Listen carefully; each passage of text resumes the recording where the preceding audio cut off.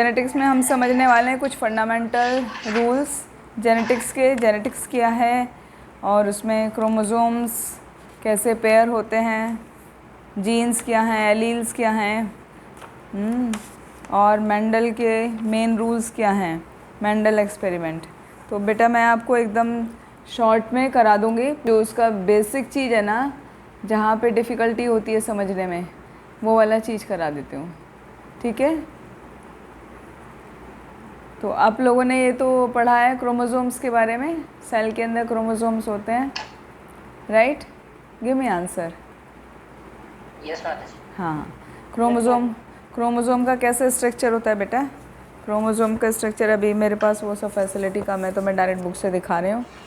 देखो क्रोमोसोम का स्ट्रक्चर ये है ना, ठीक है। बीच में यहाँ सेंट्रोमियर होता है, these two are chromatids, these two are known as chromatids. Clear है? अपनी बुक में भी देख सकते हैं,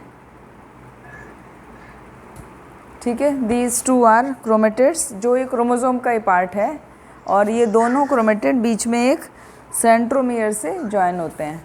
और ये क्रोमोसोम्स क्या, इस क्रोमोसोम्स के ऊपर डीएनए होते हैं, डीएनए मॉलिक्यूल, जो हमारे सारे कैरेक्टर उस पर स्टोर रहते हैं डीएनए पर, या ओवरऑल आप कह सकते हैं हमारे सारे कैरेक्टरिस्टिक फीचर्स क्रोमोसोम्स में स्टोर रहते हैं, ठीक है, in the form of DNA. तो वो एक पेरेंट से ऑफस्प्रिंग में पास ऑन होते रहते हैं। तो जेनेटिक्स में हम यही स्टडी करते हैं कि how characteristic features are passing from parent to offspring, ठीक है। This is all about genetics. Genetics में हम पूरा यही पढ़ेंगे कि कैसे पेरेंट से फीचर्स बच्चों में आते हैं।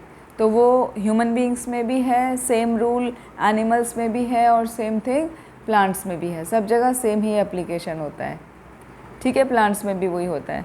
तो ग्रेगर जॉन मेंडल जो थे साइंटिस्ट, बॉटनिस्ट थे बेसिकली वो, तो उन्होंने जेनेटिक्स की स्टडी के लिए पी के प्लांट को चुना। पी प्लांट किस लिए? वो किसी पे भी कर सकते थे, एनिमल्स पे कर सकते थे, ह्यूमन बींग्स पे कर सकते थे, लेकिन उन्होंने पी प्लांट को चुना। तो सबसे पहले यही इंपॉर्टेंट चीज़ है तुम्हारे चैप्टर की कि पी प्लांट को क्यों चुना।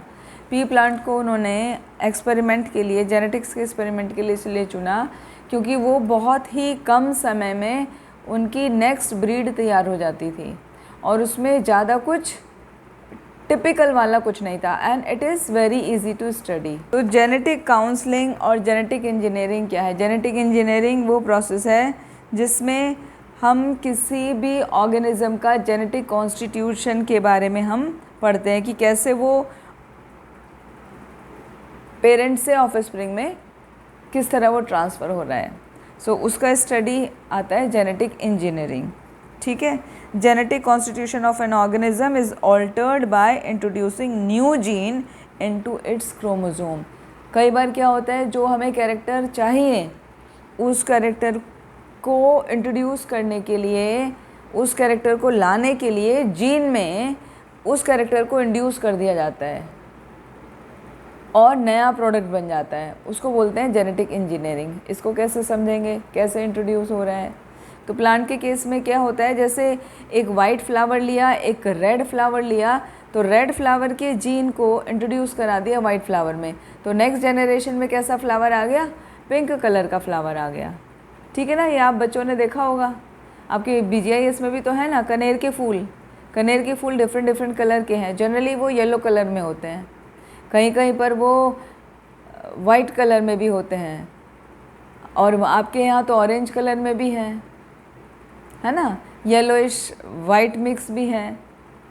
तो वो कैसे होता है? वो इंट्रोड्यूस करा के होता है। वो कई बार ह्यूमन बींग्स में तो लेबोरेटरी में इंट्रोड्यूस कराया जाता है, जैसे मेंडल साहब ने किया, लेकिन आपकी BGIS में कोई तो इंट्रोड्यूस नहीं करा रहा है, तो वहाँ पर क्या हो रहा है? वो ऑटोमेटिकली हो रहा है, ऑटोमेटिकली थ्रू इंसेक्ट्स। इंसेक्ट्स आके पॉलिनेट करते हैं ना, तो पॉलिनेशन से इस फ्लावर का उस फ्लावर में पॉलन चला जाता है, तो अपने आप वो नया ब्रीड बन के आ जा रहा है। So this is all about genetic engineering. और ऐसे ऑर्गेनिज्म को बोलते हैं GMO, जेनेटिकली मॉडिफाइड ऑर्गेनिज्म। जब नया ऑर्गेनिज्म हम बनाते हैं through introducing a new gene into the chromosome, ठीक है, then it is called as GMO, genetically modified organism. और जेनेटिक काउंसलिंग क्या है? जेनेटिक काउंसलिंग होती है जब एक हस्बैंड वाइफ, मतलब बिफोर बिकमिंग हस्बैंड वाइफ, जब वो मैरिज करते हैं तो क्या होता है, कई बार कुछ प्रॉब्लम्स होती हैं, है ना, तो उन प्रॉब्लम्स को, जिससे कि वो जेनेटिकली कंटिन्यू ना करें वो प्रॉब्लम, तो जो डॉक्टर्स होते हैं उनको काउंसलिंग करते हैं। तो उस काउंसलिंग को बोला जाता है genetic counselling, because it is related to genetic disorder. Suppose किसी में कुछ प्रॉब्लम है ना, तो वो प्रॉब्लम उनको चेक करके देखना होता है कि हमारे बच्चे में तो नहीं प्रॉब्लम आ जाएगी। जैसे कुछ लोग ब्लाइंड होते हैं तो उन्हें कई बार डर रहता है कि हमने मैरिज की तो क्या हमारा बच्चा भी तो ब्लाइंड नहीं रहेगा, ठीक है ना। तो उनको चेक करने के लिए वो डॉक्टर के पास जाते हैं, डॉक्टर उसको चेक करके बताते हैं कि ऐसा है, पॉसिबिलिटी है या नहीं है, तो उसको बोलते हैं जेनेटिक काउंसलिंग, ठीक है। तो उसमें बेसिकली ये तो हमने एक एग्जांपल दिया। उसके अलावा हीमोफीलिया है, थैलेसीमिया है, सिकल सेल एनीमिया है, इन डिजीज़ का भी चेक किया जाता है। तो थैलेसीमिया क्या होता है, जिसमें कि हीमोग्लोबिन बहुत कम अमाउंट में बनता है। सिकल सेल एनीमिया में क्या होता है, हमारी जो RBC होती है राउंड होती है ना, कॉनकेव शेप की होती है, आपको याद होगा क्लास में पढ़ाया था हमने, कॉनकेव शेप की होती है RBC, लेकिन राउंड होती है। तो वो राउंड शेप ना होकर सिकल सेल हो जाता है। सिकल किसे बोलते हैं? सिकल जैसे हमारा क्रिसेंट मून होता है ना, क्रिसेंट मून ऐसे वाला, वैसा वाला, तो उसको सिकल बोलते हैं। सिकल जिससे वो काटते हैं, घास काटते हैं ना, अनाज काटते हैं। जब गेहूं की फसल पक जाती है, चावल की फसल पक जाती है, तो किससे काटते हैं? हैंड से यदि काटना हो, हाथ से काटना हो, तो जो दराती होती है ना, उसको सिकल बोलते हैं इंग्लिश में। तो उस शेप की, वो सिकल का जो वो है ना, लोहे वाला हिस्सा जिसमें हैंडल लगा है, तो वो उस शेप की हमारी RBC हो जाती है। तो उस डिजीज़ को बोलते हैं सिकल सेल एनीमिया। इसमें हीमोग्लोबिन की कमी हो जाती है और पर्सन बहुत वीक रहता है, उसको एनर्जी नहीं होती, बहुत थिन रहता है। तो ये डिजीज़ होती हैं, इनको जेनेटिकल डिजीज़ बोला जाता है। एक होता है हीमोफीलिया। फीलिया में क्या होता है, यदि कोई माइनर कट भी लग जाए किसी को, तो कंटिन्यूअस ब्लड फ्लो करता रहता है हमारी बॉडी से, वो रुकता नहीं है, और उसकी वजह से डेथ भी हो सकती है पर्सन की। उस डिजीज़ को बोलते हैं हीमोफीलिया, ठीक है। Oh very good, Dev is smarty boy, good good. ये देखो उसने हीमोफीलिया का फिगर लगाया है कि यहाँ पे कैसे क्लॉट हो रहा है। हेल्दी पर्सन का जनरली ब्लड RBC जब ब्रेक होता है तो क्लॉटिंग अपने आप फॉर्मेशन हो जाती है with in few seconds. Maximum time होता है 4 सेकंड का। 4 सेकंड के अंदर अंदर ब्लड जम जाता है, क्लॉट हो जाता है। मतलब जैसे आपका कट लगा तो अपने आप 4 सेकंड में ब्लड रुक जाता है, यदि वो डायरेक्ट वेन नहीं कटी है, छोटा माइनर कट है। लेकिन हीमोफीलिया जिसको हो रहा हो उसका ब्लड नहीं रुकता, उसको कंटिन्यूस होता रहता है। तो इसीलिए ये जेनेटिक डिजीज़ है। यदि पेरेंट को है तो बच्चे में ऑटोमेटिकली आती है। तो ऐसे में उनको काउंसलिंग की ज़रूरत पड़ती है कि हमें मैरिज करनी चाहिए नहीं करनी चाहिए, इसीलिए it is called genetic counselling. Now next is heredity. What is heredity? Heredity is the transmission of genetically based characteristics from parent to offspring. Parent से ऑफस्प्रिंग तक जो जेनेटिकली बेस्ड कैरेक्टर हैं वो ट्रांसफ़र होते हैं, ठीक है। इस प्रोसेस को हेरिडिटी बोलते हैं। जैसे ये तो आपको सबको पता ही है, जो एनिमल है वो अपने ही जैसे एनिमल को प्रोड्यूस करता है, इसको बोलते हैं लाइक बिगेट्स लाइक। जैसे डॉग है तो डॉग का पप्पी होगा, हैं, कैट है तो उसका बेबी किटन होगा, ठीक है। काऊ है तो उसका बेबी काफ होगा, और ह्यूमन बीइंग है तो उसका बेबी छोटा स्मॉल बेबी होगा ह्यूमन बीइंग जैसा। मंकी है तो मंकी का, तो लाइक बिगेट्स लाइक, ये होता ही है, ठीक है। अभी इम्पॉर्टेंट चीज़ समझने की है, what is character and what is trait. Character होता है inheritable feature of an organism, जो हम पेरेंट्स से लेके ऑफस्प्रिंग में हमको आता है, या जो पेरेंट में फीचर है वही बच्चों में आ रहा है, दैट इज़ अ कैरेक्टर, उसको कैरेक्टर बोलते हैं। और उसका जो ऑल्टरनेटिव फॉर्म है उसको एलील बोलते हैं। इसको कैसे समझेंगे फिर भी, है ना, थोड़ा कंफ्यूजिंग लग रहा है ना, कैरेक्टर और दूसरा ट्रेट। कैरेक्टर मतलब पेरेंट्स से आया ऑफस्प्रिंग में, लेकिन ट्रेट हो गया उसकी वैरायटी। जैसे यदि किसी की आइज़ का कलर हम कंसिडर करें कि ब्लैक है कि ब्राउन है, तो colour of eye is known as the character, और उसका ट्रेट हो गया आइदर ब्राउन और ब्लैक और ब्लू और ग्रीन, वो उसका ट्रेट हो गया। ठीक है। हेयर का शेप है, तो हेयर शेप कैसी होती है, या तो कर्ली होती है या तो स्ट्रेट होते हैं। तो स्ट्रेट हेयर हैं कि कर्ली हेयर हैं, वो हो गया उसका ट्रेट, वैरायटी। लेकिन हेयर स्टाइल जो हम डिस्कस कर रहे हैं वो है हमारा कैरेक्टर। ठीक है।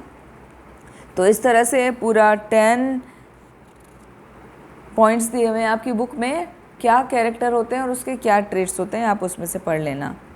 ठीक है। जैसे एक आता है टंग रोलिंग, आप सब टंग रोल करके दिखाओ, ऐसे करो,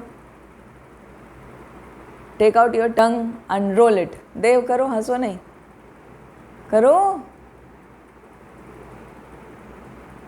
नहीं हो रहा है। हाँ, सुप्रीत का हो रहा है, हर्ष का हो रहा है, मधुकर का हो रहा है, गुड। नहीं हो रहा है, हाँ ठीक है। तो चलो गुड, हमें एक एग्जाम्पल मिल गया। तो टंग रोलिंग टंग रोलिंग जो है ना बेटा, वो दो तरीके के उसके ट्रेट हो गए। एक तो जो रोल कर सकता है ना, तो वो डोमिनेटिंग फीचर है, हो सकता है ना भी हो, क्योंकि वो रिसेसिव कैरेक्टर भी किसी किसी में होता है। ठीक है ना, अभी हम 5 जन हैं, 5 में से 4 का हो रहा है, 1 का नहीं हो रहा, सो रेशियो उतना होता है। ठीक है, ये कोई ख़राब बात नहीं है, ऐसे ये तो ट्रेट है ना, ये तो वैरायटी है, तो उसको यस गुड, स्पेशल भी होने चाहिए ना समझने के लिए, अंडरस्टैंडिंग के लिए, और स्पेशल की कुछ स्पेशल क्वालिटीज़ भी होती हैं, है ना। ठीक है, तो ये उसका एग्जाम्पल हो गया। जैसे कोई टंग को रोल कर पा रहा है, कोई नहीं कर पा रहा है। इसका बहुत अच्छे से आगे से आपकी बुक में भी एक देखो डायग्राम में भी समझाया है, टंग रोलिंग एंड नो रोलिंग। तो जो रोलिंग है वो कैसा है, डोमिनेटिंग फीचर है, और जो रोल नहीं हो रहा है वो रिसेसिव फीचर है। रिसेसिव मतलब जो अपने आप को एक्सप्रेस नहीं कर पाता उसको रिसेसिव फीचर बोलते हैं, और जो अपने आप को एक्सप्रेस कर दे जो कैरेक्टर, उसको डोमिनेटिंग फीचर बोल रहे हैं। तो जो कर पा रहे हैं वो डोमिनेटिंग फीचर है, जो नहीं कर पा रहा वो रिसेसिव फीचर हो गया। ठीक है बेटा। अब ह्यूमन बीइंग में कितने क्रोमोसोम्स होते हैं बताओ, आपको पता होगा, ये हमने 9th में भी लर्न कराया था आपको। 46, वेरी गुड। और पेयर में बोलें तो 23 पेयर, वेरी गुड। तो बेटा हमारे जितने भी क्रोमोसोम्स नंबर होते हैं ना, वो हमेशा पेयर में होते हैं, वो कभी भी सिंगुलर नहीं होता, या कहें तो ऑड नंबर नहीं होता, हमेशा ग्रुप में ही होता है। 23 पेयर, 22 पेयर, लाइक आप अपनी बुक में देखोगे तो Ascaris has 2 pair of chromosomes, onion में 16 क्रोमोसोम्स, लायन में 38 chromosomes, tiger also 38, dog 78, crayfish 200। तो सबके नंबर कैसे इवन है, इवन मतलब वो पेयर में होते हैं। तो ये क्रोमोसोम सबका एक कैरेक्टरिस्टिक फीचर है कि they are present always in pair. ठीक है। फिर कुछ जो सेम होते हैं वो बनाते हैं होमोलोगस पेयर, और जो डिफरेंट होते हैं उनका पेयर होता है वो कहलाता है heterologous. Homo means same, hetero means different. ठीक है, लिख लो अपने नोट्स में, होमो मीन्स सेम और हेटेरो मीन्स डिफरेंट। तो जहाँ होमोलोगस पेयर है मतलब वो क्रोमोसोम का पेयर जो दोनों एक जैसे हैं, और हेटेरोलोगस जो अलग अलग तरीके के हैं। ठीक है, तो ये आपस में पेयरिंग होती है। आगे हम समझेंगे वो कैसे होमोलोगस है और कैसे हेटेरोलोगस है। यहाँ पे खाली ये समझने का है, homologous means same kind of chromosomes are pairing, and heterologous means different kind of chromosomes are pairing. ठीक है। Now next, there are 2 main categories of the chromosomes. First is autosomes and second is sex chromosome, या उनको allosome भी बोलते हैं। तो autosome क्या होता है बेटा, हमारी बॉडी में जितने भी क्रोमोसोम्स हैं ना, जनरली वो सभी ऑटोसोम्स कहलाते हैं। ऑटो वर्ड मतलब सेल्फ, ऑटो का मतलब सेल्फ होता है, तो सेल्फ क्या, हमारी बॉडी। तो हमारी बॉडी के जितने भी क्रोमोसोम्स हैं, these are called autosomes and these are 22 pair. ठीक है, और 23rd पेयर क्या है, 23rd पेयर होता है सेक्स क्रोमोसोम, उसको बोलते हैं allosome, ALLOSOME, allosome. You can write 22 pair are autosomes and 1 pair is allosome. Allosome का मतलब है सेक्स क्रोमोसोम और ऑटोसोम का मतलब है बॉडी के simple chromosomes. Very good. 22 pair chromosomes are just chromosomes. We are not defining them X और Y. X और Y क्या है, gametes हैं, वो sex chromosomes हैं, केवल वो एक ही पेयर है। तो X क्रोमोसोम बेसिकली डिनोट करता है फीमेल को। यदि 2 X होते हैं तो फीमेल क्रोमोसोम मतलब फीमेल होगी वो, और एक X और एक Y होता है तो मेल क्रोमोसोम्स। ठीक है, वो भी पेयर में है ना, 1 पेयर। तो मेल में XY और फीमेल में XX क्रोमोसोम। ठीक है, देखो Y का साइज़ कितना छोटा होता है। और जितने भी डिजीज़ होती है ना बेटा, जो भी हम अभी पढ़ रहे थे, हीमोफीलिया, थैलेसीमिया, एनीमिया, ये ज़्यादातर डिजीज़ होती हैं X क्रोमोसोम पे, Y क्रोमोसोम पे डिजीज़ कैरी नहीं होती हैं। ठीक है, तो इसी के लिए अभी पुनेट स्क्वायर समझाएंगे तो उसमें देखेंगे कि जो डिजीज़ है वो मदर कैरियर भी होती है तो भी उसको मतलब 50% उसको एप्लीकेबल होता है और वो कैरियर होती है। बहुत ही रेयर केस में मदर या फीमेल सफ़रर होती है डिजीज़ से, जबकि मेल थोड़ा सा भी उसको होगा, 50% भी होगा तो भी वो 100% सफ़रर हो जाएगा। मतलब कहने का ये है कि X क्रोमोसोम पे जैसे डिज़ीज़ के क्रोमोसोम आ गए, डिज़ीज़ का DNA आ गया, तो मेल को तुरंत डिज़ीज़ हो जाएगी, जबकि फ़ीमेल को नहीं होगी। फीमेल को तब होगी जबकि वो दोनों X क्रोमोसोम पे वो डिज़ीज़। ठीक है, इसीलिए मेल ज़्यादा सफ़रर होते हैं। जैसे नाइट ब्लाइंडनेस है तो मेल में ज़्यादा होती है, फीमेल केसेस बहुत कम होते हैं। थैलेसीमिया है तो मेल को ज़्यादा होता है, फीमेल को कम होता है। सिकल सेल एनीमिया है, और भी आगे बहुत सारे डिजीज़ आप पढ़ोगे तो ज़्यादातर वो मेल ही सफ़र करते हैं, फीमेल कम करती हैं। ऐसा नहीं है कि नहीं करती, लेकिन उनका नंबर ऑफ फ्रीक्वेंसी बहुत कम है, रेयर केसेस होते हैं। ठीक है, अभी देखो यहाँ पर आपके बुक में चार्ट से समझाया है, whenever X and X chromosomes are mating then a girl is formed, and whenever X and Y chromosomes are mating a boy is formed. ठीक है, और X क्रोमोसोम के लिए X लिखते हैं और Y के लिए Y लिखते हैं, जबकि मेल के लिए क्या लिखते हैं आप, मेल में ये देखो यहाँ पर कहीं आपके साइन दिया होगा। अभी हमारे पास चॉक बोर्ड तो है नहीं जो हम आपको बोर्ड पे बता दें। Okay, I try on a paper. ये देखो दिख रहा है आपको मेरा स्क्रीन, ये होता है फीचर फीमेल का और ये होता है मेल के लिए। ठीक है, now come to the point. Next is genotype and phenotype. हाँ, अभी इम्पॉर्टेंट पॉइंट्स पे आ जाओ। जीनोटाइप क्या होता है बेटा, जब हम किसी जीन को प्रेजेंट करते हैं, हम मतलब a set of gene present in the cell of an organism. एक ऑर्गेनिज्म जीन के सेट को प्रेजेंट करता है तो वो कहलाता है जीनोटाइप, जबकि जो ऑब्जर्वेबल कैरेक्टरिस्टिक फीचर्स होते हैं उन्हें कहते हैं फिनोटाइप।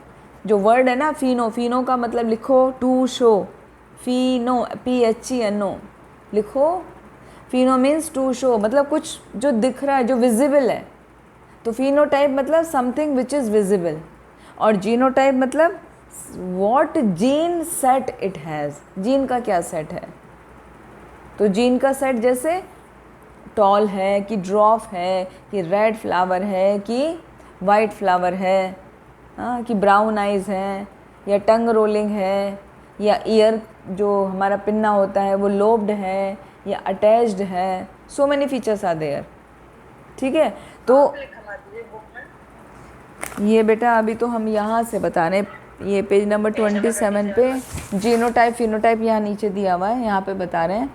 लेकिन जब आप चैप्टर रीड करोगे तो इसको पहले भी डिस्कस किया हुआ है, बहुत सारी चीज़ें आ रही हैं बार बार, अभी हमने यहाँ पर बताया। क्योंकि जीनोटाइप और फिनोटाइप वर्ड आपको बार बार यूज़ होंगे और इस पर क्या न्यूमेरिकल्स भी आते हैं। एक न्यूमेरिकल ज़रूर आता है आपकी बोर्ड में भी, ठीक है। तो वहाँ पर ये चीज़ क्लियर होनी चाहिए, आपको कन्फ्यूज़न नहीं होना चाहिए। फिन मीन्स टू शो, मतलब what is visible to us, कुछ दिख रहा है, वो हो गया फिनोटाइप। और जीनोटाइप उसका इंटरनल क्रोमोसोम्स का नंबर, इंटरनल उसका स्ट्रक्चर, ठीक है। ये वर्ड क्लियर है, जीनोटाइप और फिनोटाइप। जीन मीन्स उसका जीन का स्ट्रक्चर और फिनोटाइप उसका विजिबिलिटी, विजिबिलिटी कैसा दिख रहा है, ठीक है। जैसे एक एग्जांपल दें, मटर के पौधे में मेंडल ने एक ग्रेगर जॉल मेंडल ने एक एक्सपेरिमेंट किया। प्लांट लिया जिसका टॉल था और दूसरा प्लांट लिया जो ड्रॉफ था। तो टॉल प्लांट का जब ड्रॉफ प्लांट से क्रॉस कराया तो जो नया प्लांट आया वो ज़्यादातर कुछ तो टॉल दिखे और उसमें से एक ही ड्रॉप दिखा, 3 टॉल दिखे। जब उसने फर्दर स्टडी किया तो उसने पाया कि वो जो 3 है ना, 3 में से एक प्योर टॉल है और 2 जो है मिक्स टॉल हैं। मिक्स टॉल है मतलब एक क्या उसमें डोमिनेटिंग जीन है और एक रिसेसिव जीन है, डोमिनेट कर रही है जो रिसेसिव के ऊपर, ठीक है। तो इसको कहते हैं जीनोटाइप और फिनोटाइप। होमोजाइगस हेटेरोजाइगस हमने समझा दिया आपको, क्लियर हो गया। होमोजाइगस मीन्स सिमिलर पेयर और हेटेरोजाइगस मीन्स डिफरेंट पेयर।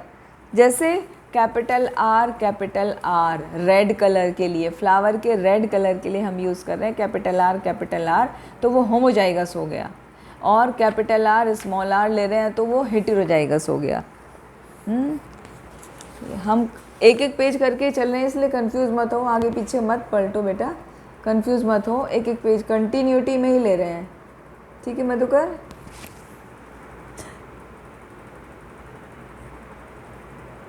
ये जो टंग रोलिंग वाला है ये ऑलरेडी हमने बता दिया कि कुछ कर पाते हैं कुछ नहीं कर पाते हैं। जो कर पाते हैं टंग को रोल वो डोमिनेटिंग फीचर है और जो नहीं कर पाते वो रिसेसिव फीचर है। फिर यहाँ पे इसको, ये जो चार्ट है ना बेटा, ध्यान से देखो यहाँ पर, ये जो चार्ट है ना, इस चार्ट को पेडिग्री चार्ट बोलते हैं। इस चार्ट को हम पेडिग्री चार्ट बोलते हैं। और इसमें जो डोमिनेटिंग फीचर होता है, अच्छा जो यहाँ पे देखो एक पॉइंट आपको डार्क कलर का दिख रहा है, बाकी कैसे दिख रहे हैं, हॉलो दिख रहे हैं। तो इसमें जो स्क्वायर होता है ना बेटा, वो स्क्वायर प्रेजेंट करता है मेल को, और जो सर्किल दिख रहा होगा ना, वो सर्किल प्रेजेंट करता है फीमेल को। इन पेडिग्री चार्ट में हम फेसेस ड्रॉ नहीं करते हैं, हम मेल फीमेल का फेस ड्रॉ नहीं करेंगे, हम खाली either we draw a square और अ सर्कल। तो स्क्वायर ड्रॉ किया है तो मतलब वो मेल है, और सर्कल ड्रॉ किया है तो वो फीमेल है, ठीक है। तो अभी मेल और फीमेल के ऑफस्प्रिंग होंगे, ठीक है ना, बच्चे होंगे, उनको ऑफस्प्रिंग बोलते हैं। तो यदि मेल और फीमेल दोनों को ही कोई डिजीज़ नहीं है तो उसको हम खाली रखेंगे, स्क्वायर को भी और सर्कल को भी हम खाली रखेंगे, हॉलो। लेकिन यदि वो डिज़ीज़ आ गई है तो कैसे उसको फिल कर देते हैं कलर से, या ऐसे पूरा डैश डैश वो कर देते हैं, स्क्रिबल कर देते हैं, फिल कर देते हैं, है ना, जैसे सर्कल को आप करते हो, ठीक। तो इस तरीके से हम पेडिग्री चार्ट बनाते हैं। गुड, देव छा गया, अच्छा बच्चा। देखो इसने दिखाया है यहाँ पर 1 नंबर मीन्स 1 जहाँ लिखा है वो फादर है, 2 जहाँ लिखा है वो मदर है, ठीक है। अब उसकी अगली जनरेशन में 1 2 और उसके अगली जनरेशन में 1 2, ठीक है। तो ये क्या है, ये नॉर्मल बच्चे हैं, इनको कोई डिजीज़ नहीं हुई है। हमने जब शुरुआत की थी सबसे ऊपर देखो जो 1 और 2 लिखा है, वहाँ पे 2 नंबर यानी मदर सर्किल में है, वो कैसा है, उसको ब्लैक किया हुआ है, ब्लैक कलर फिल किया हुआ है, मतलब mother is sufferer from the disease, mother को वो डिज़ीज़ है, ठीक है।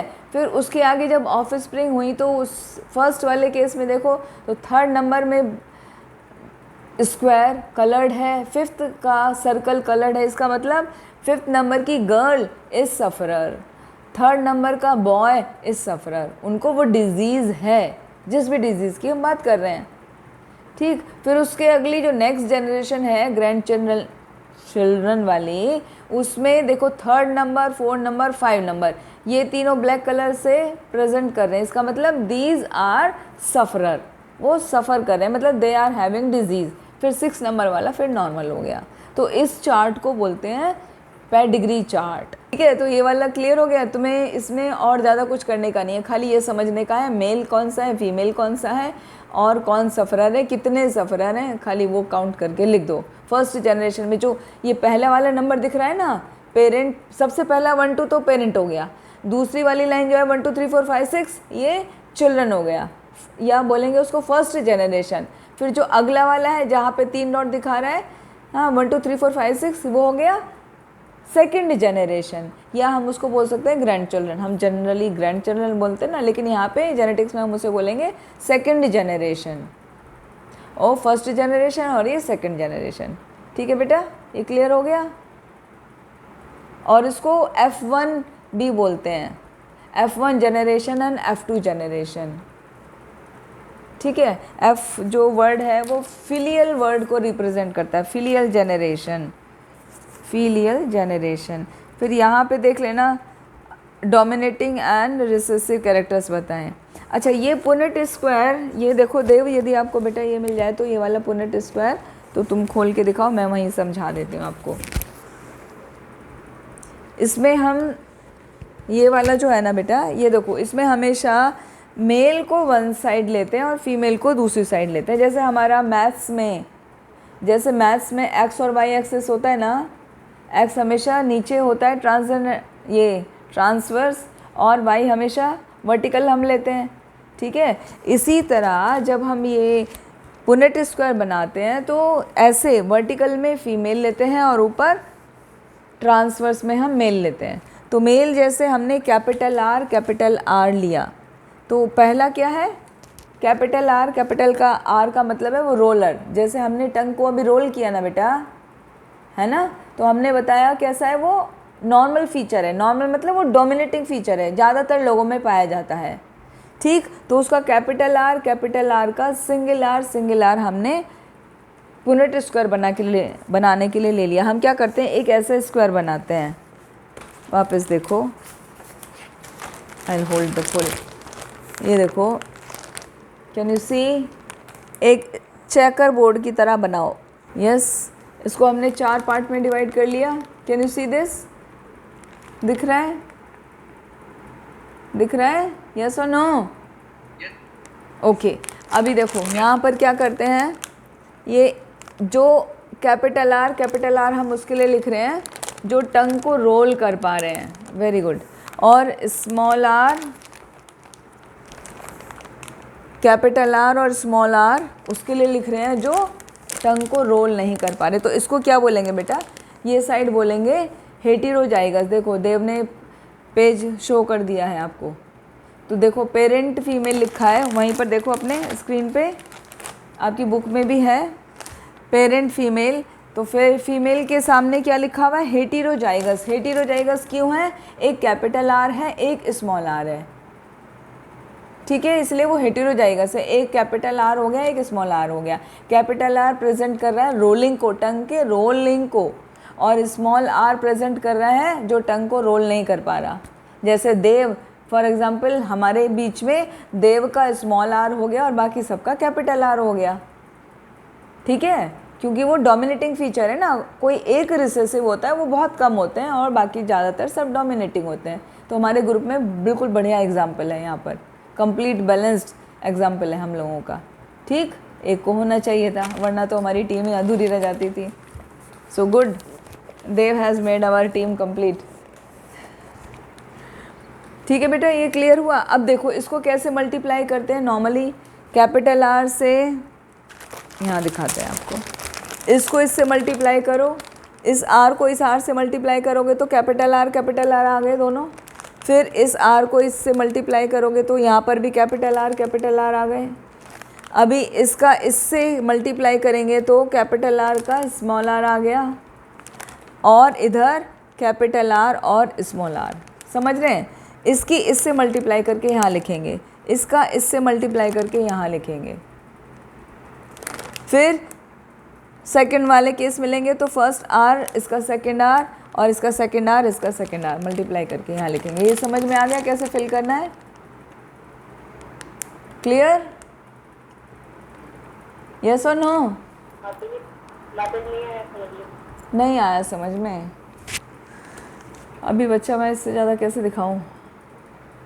देखो अच्छा बुक में देखो, बुक में ऊपर लिखा हुआ है होमोजाइगस कैपिटल आर लिखा है, अपना स्क्रीन में देखो। हाँ लिखा ही है ना, ऊपर लिखा है ना, और यहाँ साइड में एक कैपिटल आर है और एक स्मॉल आर है। हाँ। ठीक है, तो capital R small R present कर रहा है हेटेरोजाइगस को, मतलब वो डिफरेंट है। हेटेरोजाइगस मतलब डिफरेंट, दो डिफरेंट लोग साथ हैं, है ना। और होमोजाइगस मतलब दोनों एक जैसे एक साथ हैं। इतना क्लियर हुआ? अभी इसको एक चेकर बोर्ड बनाते हैं, इसको चेकर बोर्ड बोलते हैं साधारण भाषा में समझने के लिए, अदरवाइज इसका नाम है पुनेट स्क्वायर। क्या नाम है? Punnett, PUNNET। आपकी बुक में स्पेलिंग दिया हुआ है, पुनेट स्क्वायर बोलते हैं इसको।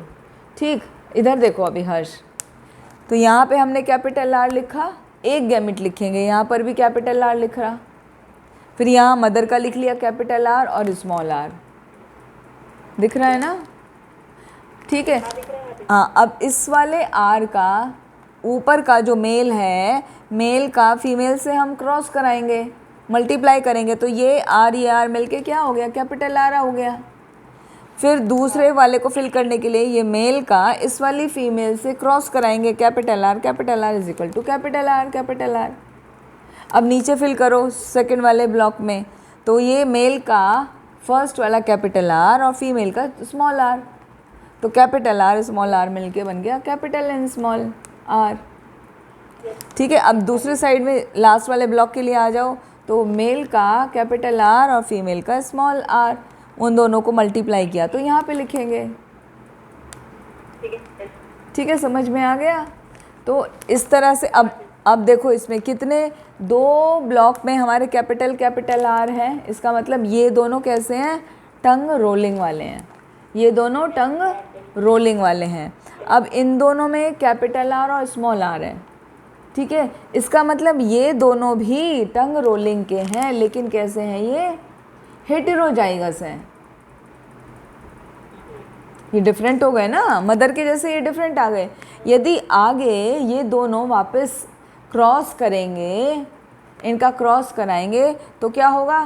फर्दर जो बन जाएगा वो एक बेबी ऐसा होगा जो टंग रोल नहीं कर पाएगा। तो ये वाला जो कंडीशन है ना बेटा, जिसमें कैपिटल आर भी है और स्मॉल आर भी है, उसको बोलते हैं कैरियर। कैरियर मतलब किसी चीज़ को कैरी करने वाला। ठीक है ना, जैसे साइकिल में पीछे, मोटर बाइक में पीछे कैरियर होता है ना, जिसमें हम सामान कुछ रख के चले जाते हैं। ठीक है, तो ये वही कैरियर है। कैरियर का मतलब ये हमारी जीन को, जो डिजीज़ है ना, डिजीज़ की जीन को कैरी कर रहा है, शो नहीं कर रहा है। क्यों शो नहीं कर रहा है? क्योंकि इसका एक डोमिनेटिंग है, डोमिनेटिंग जो कैरी करने वाला है उसको प्रकट ही नहीं होने दे रहा है। जैसे सुप्रीत के जब क्या लीडरशिप होती है, किसी की मजाल है कोई बच्चा गड़बड़ कर दे है ना, उससे सब डरते हैं, राइट। तो सुप्रीत इज़ डोमिनेटिंग, तो इसीलिए ऐसे ही बिल्कुल सेम वही रूल लग रहा है। अपना डेली लाइफ से समझोगे ना तो इजीली समझ में आ जाएगा। ठीक है, हर्ष क्या है? हर्ष को किसी ने डांट दिया तो वो चुप होके बैठ गया, रोने लग गया, राइट। नहीं, बुरा नहीं माना, हम मतलब एग्जाम्पल देने के लिए समझा रहे हैं। तो वो हो गया बेटा हेटेरोजाइगस। तो वो क्या, जब तक वो सुप्रीत के साथ है तो वो डोमिनेटिंग दिखेगा, अच्छा बच्चा दिखेगा, और जब कभी वो अकेले बैठ जाएगा तो वो रोता हुआ दिखेगा, परेशान दिखेगा। हाँ, तो ये मतलब होता है हेटेरोजाइगस का और होमोजाइगस का। ठीक है, तो इस तरीके से हम ये फिल करते हैं। ये तो फिर भी बहुत इजी है, आगे तो और डिफ़िकल्ट होने वाला है। इतना क्लियर हुआ तो आगे चलें फिर। ठीक है, और इसमें एक बात ध्यान देने की बात ये है बेटा, जो हमने बताया कि ऐसे है, ये पेयर में होते हैं ना, ये कैरेक्टर्स कभी भी सिंगल नहीं होते, है ना। बताया था अभी थोड़ी देर पहले कि ये पेयर में होते हैं। जैसे हमारे 23 पेयर हैं, तो 22 पेयर हमारे ऑटोजोम्स हैं बॉडी के, और 1 पेयर है गैमीट्स। ठीक, तो वो पेयर को फिर हम सेपरेट कर लेते हैं। अच्छा, यहाँ पे कुछ एग्जाम्पल दिए हैं, कुछ राइट हैंडेड होते हैं, कुछ लेफ्ट हैंडेड होते हैं। तो ये कैसे कैरेक्टर है? राइट हैंडेड क्या है? डोमिनेटिंग है, रिसेसिव है? बताओ। राइट हैंडेड जो कैरेक्टर ज़्यादा लोगों में पाया जाता है उसको डोमिनेटिंग कैरेक्टर बोलते हैं, और जो कम लोगों में पाया जाता है वो रिसेसिव कैरेक्टर होता है। तो अब बताओ, राइट हैंडेड डोमिनेटिंग हुआ या रिसेसिव हुआ? Right handed. हाँ, डोमिनेटिंग माता जी। डोमिनेटिंग हुआ, वेरी गुड। और लेफ्ट हैंडेड, जो लेफ्ट हैंडेड है? रिसेसिव। रिसेसिव। हमारे बीच में एक है ना रिसेसिव, दो है माता जी, दो हैं। कौन कौन है? देव का मुझे पता है। Harsh, Harsh you are also left handed. ठीक है, तो ये हम समझेंगे, मतलब ये कैरेक्टरिस्टिक फीचर हमारे होते हैं ना, जैसे ये लेफ्ट हैंड का, राइट हैंड का। और कुछ का ऐसे यहाँ पर बताया, ईयर लोब, ईयर लोब होता है ना हमारा, ये ईयर पिन्ना। ठीक है, तो कुछ का ऐसे जुड़ा हुआ होता है और कुछ का सेपरेट होता है। आप अपना सब टच करके देखो, जो ईयर का लोब है ना बेटा, वो एंड तक जुड़ा हुआ है, पूरा राउंड करके जुड़ा है कि सीधे ऐसे जुड़ गया है? सबका राउंड करके जुड़ा है ना, ऐसे टर्न करके होगा। ठीक है, मुझे तुम सब अभी छोटे छोटे दिख रहे हो तो इसलिए मुझे तुम्हारा ईयर समझ में नहीं आ रहा है। तुम अपना टच करके बताओ, किसी का ऐसा है जो सीधा जुड़ा हो, राउंड नहीं हुआ हो? इसका स्ट्रक्चर कैसे होता है हम देखो यहाँ पे बुक में बता रहे हैं। बुक में ये देखो, यहाँ फिगर, ये ऐसे राउंड करके, ये वरना लास्ट का ऐसे राउंड करके आता है, ये ना ऐसे राउंड करके आएगा, जबकि इसमें सीधा हो जाएगा, सीधा ऐसे टच हो जाता है। तो जिसका सीधा टच होता है वो रिसेसिव कैरेक्टर है, और जो राउंड करके टच होता है वो ईयर लोब डोमिनेटिंग कैरेक्टर है। ठीक है, इसको बोलते हैं अटैच्ड और फ्री लोब। तो अटैच्ड वो हो गया जिसका सीधा जुड़ा हुआ है, और फ्री वो हो गया जिसका राउंड करके जुड़ा है प्रॉपर शेप में। ठीक, फिर ये पेंटाडक्टाइली और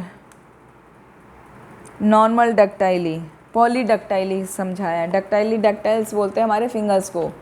ठीक है, फिंगर्स, फिंगर्स कितनी होती है हमारी? 5 and 5 फिंगर, तो 5 होनी चाहिए। 5 से ज़्यादा हो जाए तो हम उसको बोलेंगे पॉलीडक्टाइली।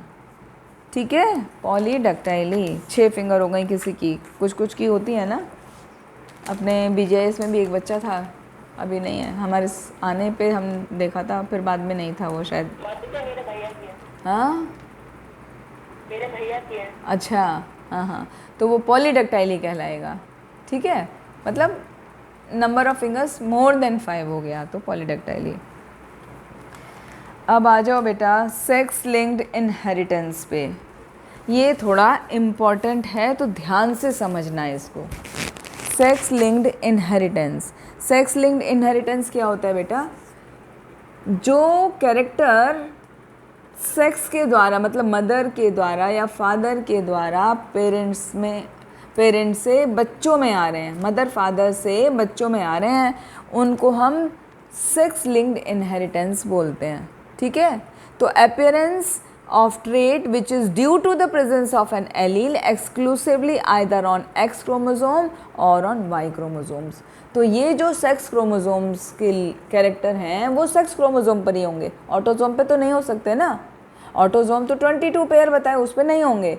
तो सेक्स लिंक्ड कैरेक्टर वो सेक्स क्रोमोसोम्स पर ही होंगे।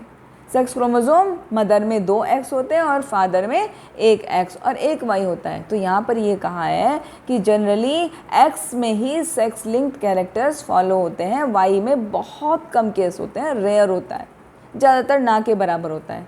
तो जितने भी सेक्स लिंक्ड इनहेरिटेंस कैरेक्टर्स हैं बेटा वो X पर ही कंटिन्यू होते हैं, S पर ही फॉलो होते हैं, X ही उसको कैरी करता है। मदर में तो दोनों एक्स हैं तो आसानी से कैरी हो जाता है।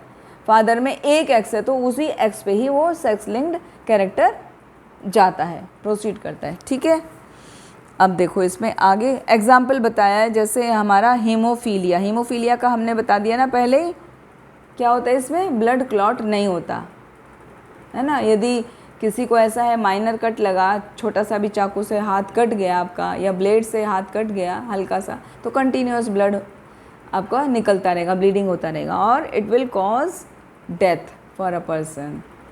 तो दिस इज़ अ डिज़ीज़। ये डिज़ीज़ क्या है, ये पेरेंट से बच्चे में भी जाती है, तो इसीलिए इसको एक्स लिंक्ड या सेक्स लिंक्ड डिज़ीज़ बोलते हैं। ठीक है, तो कभी क्वेश्चन आए व्हाट इज़ या right the name of the sex linked disease, तो first is hemophilia, second is colour blindness.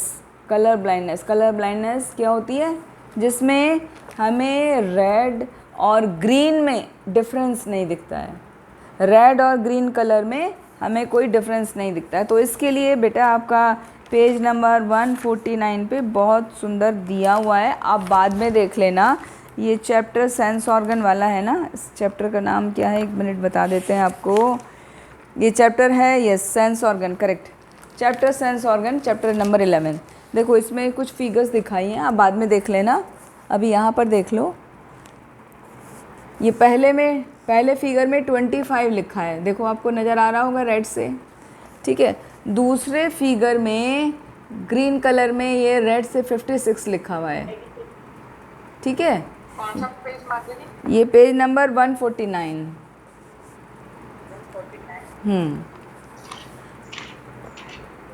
और जो कलर ब्लाइंड होता है ना बेटा, उसको ऐसा दिखता है, उसे मतलब फ़र्क पता ही नहीं चलेगा कि क्या लिखा है। A color blind person cannot discriminate between, very good, between red and green color। देखो इसमें फर्स्ट में 25 नज़र आ रहा है, सेकंड में ध्यान से देखो तो 6 दिख रहा है, थर्ड में 8 दिख रहा है, फिर सेकंड लाइन में फर्स्ट में 56 दिख रहा है, फिर 29 दिख रहा है, फिर 45 दिख रहा है। अब आप देखो आपको सबको सब दिख रहे हैं, नंबर दिखाई दे रहे हैं, यस माता, सबको सब दिख रहे हैं। बस माता जी। गुड गुड, मधुकर युवा सुट रहा है, कौन सा नंबर मिसिंग है बताओ।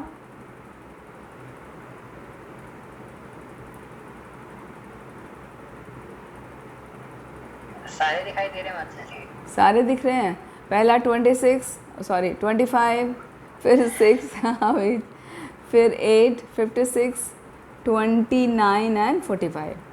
ठीक है, सबको सब दिख रहे हैं तो दूसरा बहुत। कौन सा माता जी है? 6 फर्स्ट लाइन में, दूसरा है 6।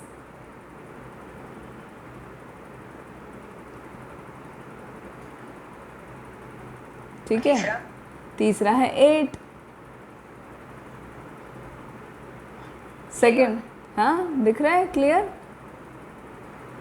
नहीं भी दिख रहा है, सुनो बच्चा, यदि नहीं भी दिख रहा है तो कोई घबराने की बात नहीं है, इसमें कोई अच्छी बुरी वाली बात नहीं है, नॉर्मल अंडरस्टैंडिंग के लिए कि कलर ब्लाइंडनेस होता क्या है। तो कलर ब्लाइंडनेस में पर्सन रेड और ग्रीन में बहुत ज़्यादा अंतर नहीं कर सकता, बहुत ज़्यादा मतलब बहुत डीपली, है ना। जैसे कई बार कलर के शेड्स मिक्स होते हैं, जैसे यहाँ पर दिखाया है, बस उसमें डिफरेंस नहीं कर पाता। ऐसा नहीं है कि वो बिल्कुल ही नहीं देख पा रहा है, थोड़ा बहुत डिफरेंस नहीं कर पा रहा, जो आम लोग देख पाते हैं उसको मिक्सअप लगता है, कंफ्यूजिंग लगता है, जैसे किसे बोलते हैं ना हेजी लगता है बस। तो nothing is wrong in it, okay, this is the inherited feature, ऐसा बहुत लोगों को हो सकता है।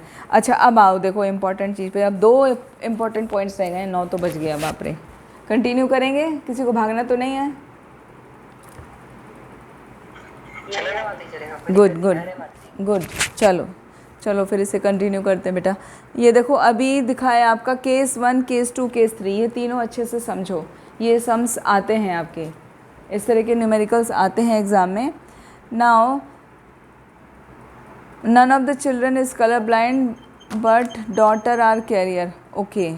स्क्रीन पे दिखा, स्क्रीन पे बेटा इससे आगे वाला पेज खोल। यही है केस 1 लिखा हुआ। अच्छा केस 1 इसी पे आ गया है, ओके। ठीक है, केस 1 इस पे आ रहा है तो यहीं समझा देते हैं। देखो ऊपर इसमें क्या दिखाया है, ऊपर इसमें फादर, हमेशा ऊपर फादर को दिखाएंगे और मदर को वैसे साइड में दिखाएंगे। ये देखो साइड में जहाँ XX लिखा है ना बेटा स्क्वायर में, वो मदर के क्रोमोसोम्स दिख रहे हैं, और इस स्क्वायर के ऊपर जो XY दिख रहा है वो फादर के दिख रहे हैं। हमेशा ध्यान रखो फादर के क्रोमोसोम ऊपर लिखे जाएंगे और मदर के साइड में लिखे जाएंगे, ठीक है, ये याद रहेगी ये बात, ये फिक्स है, ये चेंज नहीं होती है ना। हमेशा फादर के ऊपर लिखोगे, मदर के साइड में लिखोगे ऐसे वर्टिकल फॉर्म में।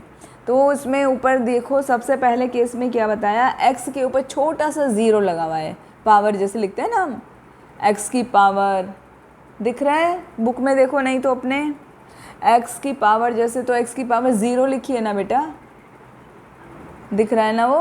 यस माता जी। हाँ, तो वो पावर क्या है, वो शो कर रहा है कि father is suffering from colour blindness. 0 लिखा है मतलब उसको कलर ब्लाइंड है वो, उसको कलर में डिफरेंस नहीं कर सकता, डिफरेंशिएट नहीं कर सकता, ठीक, गुड। और हमने बताया था जो ये फीचर्स होते हैं ना, सेक्स इनहेरिटेंस या सेक्स लिंक्ड कैरेक्टर्स, वो वाई पे नहीं प्रेजेंट करते हैं, वो रेयर ही होता है, जनरली एक्स पे करते हैं, इसलिए एक्स पे दिखाया। फादर में एक्स के ऊपर 0 लगा दिया, मतलब फादर इज़ कलर ब्लाइंड, ठीक। और मदर में किसी पे नहीं लिखा है ना एक्स पे, तो मदर नॉर्मल है। अब उसका क्रॉस करो, मल्टीप्लिकेशन, फादर का x0, मदर का x, आंसर क्या आया फर्स्ट ब्लॉक में, x0। हर्ष समझ में आया बेटा, x0, ओके गुड। अभी फर्स्ट लाइन में ऊपर देखो, ऊपर में सेकंड वाला ब्लॉक देखो, सेकंड स्क्वायर, उसमें क्या है xy, तो मदर का x और फादर का y हमने क्रॉस करके लिखा है XY। सुप्रीत समझ में आ रहा है बेटा,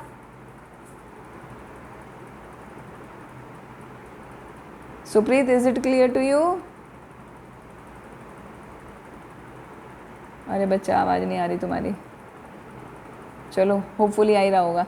ओके, थर्ड वाला देखो, x0 फादर का लिया और मदर का नीचे वाला x लिया, ठीक है, तो उसका आंसर क्या आया, x0। फिर सेकंड फादर का y लिया और सेकंड मदर का x लिया, तो आंसर आया xy। Okay good good good. Dev समझ में आ रहा है? Okay good. एंड मधुकर तुमको आ रहा है बेटा समझ में? आ रहे माता जी। Okay good. तो ये पहला केस में, क्वेश्चन है हाँ बोलो। माता जी, स्टेबल का फिर यूज ही क्या है, इसमें कुछ सर्टेनिटी है क्या? सर्टेनिटी है ना बेटा, हर केस में अलग अलग आंसर आएगा ना, एग्ज़ाम में यही तो आता है, एग्ज़ाम में ये क्वेश्चन आएगा। इसका हाँ, मैं वैसे बता रहा हूँ, इसका यूज क्या है? यूज़ मतलब प्रैक्टिकल यूज़ पूछ रहे हो या तुम? हाँ बेकार बेकार नहीं है, प्रैक्टिकल यूज़ पूछ रहे हो लाइफ में कि अपने एग्ज़ाम के पर्पस का यूज़ पूछ रहे हो? प्रैक्टिकली माता जी इसका क्या यूज होता है, प्रैक्टिक पढ़ाया जा रहा है तुम्हें नेट सर्कल? इसलिए पढ़ाया जा रहा है कि तुम्हें पता चले कि ये डिज़ीज़ डरने वाली भी नहीं है, और ये पेरेंट को है तो बच्चे को होगी, समझ में आएगा किसी को देख के। प्रैक्टिकली बेकार है एग्जाम के पॉइंट ऑफ व्यू से, 1-2 मार्क्स की। हाँ एग्ज़ाम में 2 मार्क्स का तो कम से कम आएगा ही। इस चैप्टर, ये चैप्टर में से तो काफ़ी आता है, हमने मार्क करके रखा था एक बार, काफ़ी आता है इस चैप्टर में से। लेट मी सी, 7 मार्क, बोर्ड का पेपर लेके आओगे रखा है? 7 मार्क का हमने ऑलरेडी मार्क करके रखा हुआ है बेटा। 7 मार्क के क्वेश्चन आंसर्स इस चैप्टर में से आते हैं, बहुत इंपॉर्टेंट चैप्टर है ये। तो ये स्क्वायर्स वाले ज़रूर आते हैं, या तो वो डायरेक्ट स्क्वायर बना के आपको क्वेश्चन पूछेंगे, नहीं तो क्वेश्चन पूछेंगे आपको स्क्वायर बना के सॉल्व करना होगा, ठीक है। और प्रैक्टिकली लाइफ में ये यूज़ है, कोई ऐसा लाइफ में सफ़र दिखता है तो आपको समझ में आ जाएगा, आपको उनके प्रति हेट नहीं होगा, हेट फीलिंग है ये कैसा है, अजीब सा कर रहा है, इसको ऐसा क्यों होता है, वो ऐसा ख़राब फीलिंग नहीं आएगा आपको, उस पर दया आएगी, अरे इसको तो बीमारी है, वो कुछ नहीं कर सकता, ऑटोमेटिकली उसको फादर से मिली है। प्रैक्टिकली इतना अंतर आएगा, ठीक है ना। तो पढ़ने से क्या, नॉलेज लेने से ये होता है ना, अदरवाइज़ हम क्या करते हैं कि यदि किसी में कोई इनेबिलिटी होती है तो हम उससे हेट करने लगते हैं या उसका मजाक बनाने लगते हैं, लेकिन हमें जब नॉलेज होती है तो हमें समझ में आता है नहीं भाई वो उसकी प्रॉब्लम नहीं है, वो तो उसको मतलब बाय बर्थ है। हाँ बोलो, मधुकर कुछ पूछ रहे थे। माता जी इसमें सिर्फ एक्स लिंक्ड इनहेरिटेंस है, वाई लिंक नहीं है ना? हाँ, वाई लिंक नहीं होता है। वाई लिंक क्यों नहीं होता माता जी? वाई लिंक्ड होता नहीं है बेटा, उसका आंसर ये है because Y chromosome is very small in size. इसने शो किया था, ये देखो आपकी बुक में भी दिया हुआ है पेज नंबर 25 पे। सी वाई कितना छोटा सा, एक छोटा सा चिंदी सा है, चिंदी, चिंदी समझते हो, छोटी सी बिंदी जैसा। तो उस पे उतना कैपेबिलिटी है ही नहीं कि आप उसको कैरी कर सके, वो जीन को कैरी कर सके। और नीचे हाँ, ये देखो येलो कलर का दिख रहा है ना, जहाँ माउस दिखा रहा है देव, वहाँ पर। That is why do not carry any disease. X जरा पावरफुल होते हैं, है ना, वो कैरी कर सकते हैं। गुड। तो केस 1 इज़ क्लियर। तो केस 1 में क्या हुआ, इसमें कोई भी बच्चा, मतलब कोई भी सन, किसी भी सन को डिजीज़ नहीं हुआ, जबकि दोनों डॉटर कैसी हो गई, कैरियर हो गई। यहाँ पे एक चीज़ ध्यान देने की है बेटा, जब डॉटर होती है ना, डॉटर मतलब एक्स एक्स पे जब दोनों पे ही ज़ीरो आएगा, दोनों एक्स पे ज़ीरो आएगा, तभी उसको बीमारी होगी, तभी वो सफ़रर होगी। अदरवाइज़ क्या होगी, वो कैरियर होगी। ठीक है ना। तो ये दोनों कैसी डॉटर हैं, दोनों डॉटर कैरियर। इसको होगी या फिर नहीं होगी? कैरियर मतलब उसे बीमारी नहीं होगी, लेकिन उसके जीन्स में प्रेजेंट है वो, उसे किसी तरह की कोई बीमारी नहीं है, मगर उसके जीन्स में प्रेजेंट है। जब उसकी अगली पीढ़ी आएगी ना, पास ऑन हो सकती है। हाँ हो सकती नहीं, डेफिनेटली होती है। तो कई बार देखा होगा, जैसे किसी ग्रैंड पेरेंट को कोई बीमारी है ना, कि भाई वो दादाजी को ठीक से कलर आइडेंटिफाई नहीं कर पाते थे, बच्चा एकदम बराबर हेल्दी है, उसे कुछ नहीं प्रॉब्लम है, लेकिन अगले उसमें देखा तो पोते को तो फिर प्रॉब्लम हो गई। तो कहाँ से प्रॉब्लम आई जी, दादाजी को थी जी, हमारे पिताजी को थी, बिल्कुल नहीं थी। पिताजी चश्मा लगाते थे, नहीं लगाते थे। दादाजी लगाते थे, वो तो बुढ़ापे में आ गया ना उनको, लेकिन बच्चों को तो बचपन से आ गया। तो all these disease are there. तो उसमें क्या हुआ, जो बीच में मदर थे ना, मदर और फादर, वो मदर क्या हो गई, कैरियर हो गई। मदर में वो बीमारी दिखी नहीं, लेकिन मदर ने वो उस बीमारी को कैरी किया। ठीक है, इसलिए मदर कैरियर हो गई। और लेकिन अगली जब पीढ़ी आई, नेक्स्ट जनरेशन आई, तो वो कैरियर ने वो अपने आप को प्रेजेंट कर दिया, क्योंकि उसको वैसा लिंक्ड, वैसा उसको क्रोमोसोम दूसरा मिल गया, है ना। एक फादर से आता है ना, एक मदर से आता है। तो जब एक्स फादर का एक एक्स और मदर का तो दोनों ही एक्स है, तो मदर का एक एक्स, फादर का एक एक्स जब मिलेगा तो डॉटर बन गई। ठीक है, तो मदर यदि कैरियर भी है तो डॉटर कैरियर होगी, लेकिन डॉटर सफरर नहीं होगी। ये केस 1 में देखा हमने। ठीक, केस 1 देखो वापस से, इसमें फादर को डिजीज़ है, X0 Y दिखा रहा है ना, फादर को डिजीज़ है लेकिन मदर को नहीं है, मदर को नहीं है, फादर को है। तो हमने क्रॉस करके देखा, तो हमने दोनों डॉटर कैरियर पाई और दोनों नॉर्मल सन हो गए। केस 1 क्लियर हो गया। अगला केस चलें, केस 2 पे आए। यस, नाउ केस 2 देखो।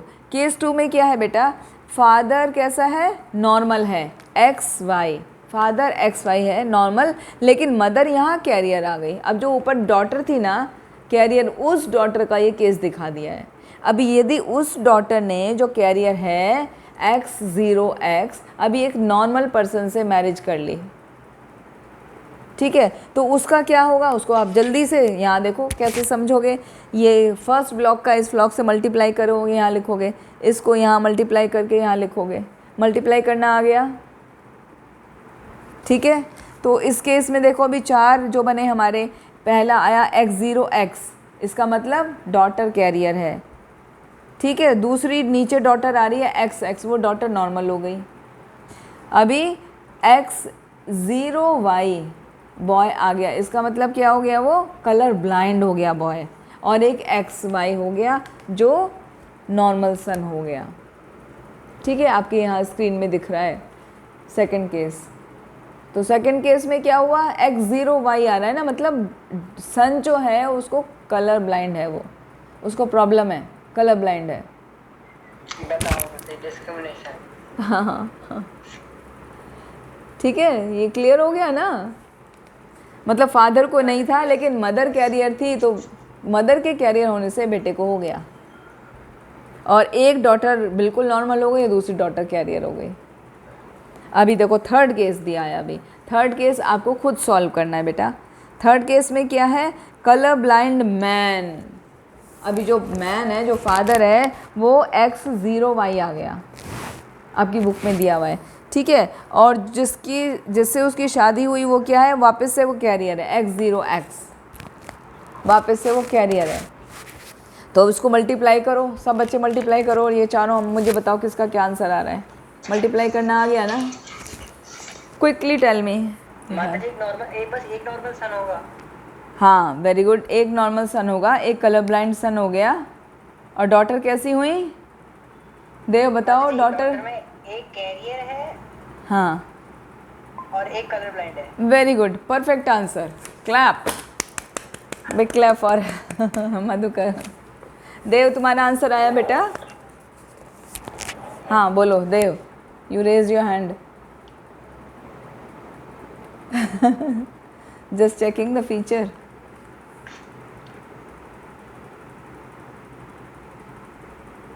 मधुकर को सॉल्व करने आ गया। हर्ष आया बेटा?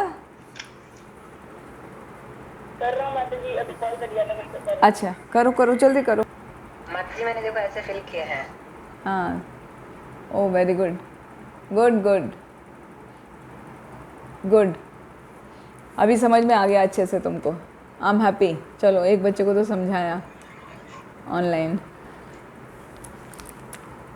अभी तुमको आ गया है ना, तुम बेटा औरों को बता देना, ठीक है, क्लास में, जैसे किसी को समझ में नहीं आया। बहुत ईजी है, बहुत मज़ा आता है इसको करने में। यस माता जी हो गया, 1 मिनट हो गया ओके हो गया बस हो गया।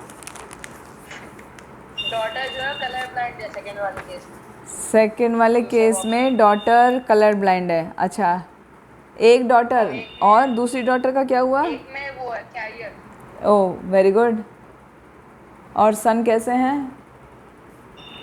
और एक सन नॉर्मल है, पहले वाला नॉर्मल है, दूसरे वाला कलर ब्लाइंड है। हाँ ठीक है, नॉर्मल वाला नीचे लिखा है ना कि ऊपर लिखा है?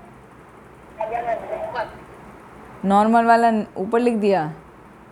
अच्छा नीचे आना चाहिए ना। पता नहीं जो भी है ठीक है। अरे बच्चा, इसीलिए सुन देव, सुन बेटा, आंसर तुम्हारा बिल्कुल ठीक है, लेकिन आपको आना चाहिए। सुन बेटा, इधर इधर ध्यान दे देव, ये इंपॉर्टेंट चीज़ बता रहे हो। आंसर ठीक है, आंसर तो तुम ऐसे भी ओरली भी बता सकते हो, जैसे मैथमेटिक्स के कर लेते हो, है ना, लेकिन इसमें इंपॉर्टेंट चीज़ है, आपको यहाँ पे कैसे सॉल्व करना है बेटा। इसमें देखो, यहाँ वापस में बतानी, ये जो ये वाला है ना, ऊपर वाला मदर का और पहला वाला फादर का, उन दोनों को क्रॉस करके पहले वाले ब्लॉक में लिखना है। पहले ऊपर वाली लाइन सॉल्व करो। हर्ष इधर देख ले बेटा, नहीं आ रहा है तो वापस मैं बता रही हूँ। मैंने इधर लिखा है, इसके अंदर x ऊपर 0 लिख दिया, और x इधर साइड में, जो साइड में इधर लिख दिया, जो वर्टिकल साइड है, और जो हॉरिजॉन्टल वाली उसके अंदर x y। हाँ हाँ हाँ लिख दिया वो y, हाँ और 0 लगा दिया x के ऊपर। हाँ ठीक है। तो इसके अंदर पहले वाले के अंदर डॉटर हो गई कैरियर। हाँ बिल्कुल बढ़िया है, पहले वाले में कैरियर हो गई। हाँ अच्छा, तुमने क्या किया होगा, सुनो, तुमने क्या किया, यहाँ जो मदर लिया है ना, मदर जो लिया है ना, यहाँ पे मदर में ऊपर x0 लिखना चाहिए और नीचे x लिखना चाहिए। तुमने ऊपर x लिख दिया और नीचे x0 लिख दिया, नीचे x लिखा है। इसलिए तुम्हारा उलट गया आंसर। आंसर ठीक आ रहा है। इस अच्छा इधर गलत लिखा हुआ है। हाँ, इसमें ना कभी भी जब भी आप लिखो ना बेटा x0 या जो भी xh या जो भी आप xc, आगे आगे आएंगे ना सवाल, तो उसमें जो भी लिखो ना, डिजीज़ पहले वाले क्रोमोसोम पे दिखाना है, फर्स्ट क्रोमोसोम पे, ठीक है। तो XX ये लिखा ना, तो पहले वाले पे 0 लगाओ, दूसरे वाले पे मत लगाओ, ठीक है। और फादर में तो खाली x पे ही आएगी, y पे आएगी नहीं, क्योंकि y का साइज़ ही बहुत छोटा है, y पे कैरी ही नहीं करता है, ठीक है। तो आपको ये आ गया। अब इस पे बेस्ड कोई भी सम हो आप सॉल्व कर सकते हो। अभी ये बताओ, मेंडल्स लॉ अभी कर लें या फिर कभी करेंगे? मेंडल लॉ बहुत इम्पोर्टेंट है, कर लो माते, खत्म करो। ख़त्म कर देना। हाँ, फिर पता नहीं हमें भी मिले ना मिले फुर्सत, ठीक है। चलो थोड़ा बहुत देर के लिए तो मैनेज कर लेंगे कभी भी, लेकिन लॉन्ग टाइम के लिए तो फिर थोड़ा डिफ़िकल्ट होता है हमें भी बेटा। ग्रेगर जॉन मेंडल ने 7 कैरेक्टर लिए पी प्लांट के ऊपर स्टडी करने के लिए, जेनेटिक्स के। कितने की कैरेक्टर लिए? 7। कितने लिए? 7। हाँ, 7 कैरेक्टर लिए। तो 7 कैरेक्टर को एक उसमें याद रखने का एक्रोनिम है FPS। FPSS, ठीक है। का मतलब क्या है ये समझो पहले। अब ये सब जो है ना FPSS, लास्ट वाले S को छोड़ के बाकी सब पेयर में हैं। तो पहला F यानी F² है, दूसरा P यानी P² है, तीसरा S है वो S² है, और एक जो SS लिखवाया वो SH है, या SP कर सकते हो उसको।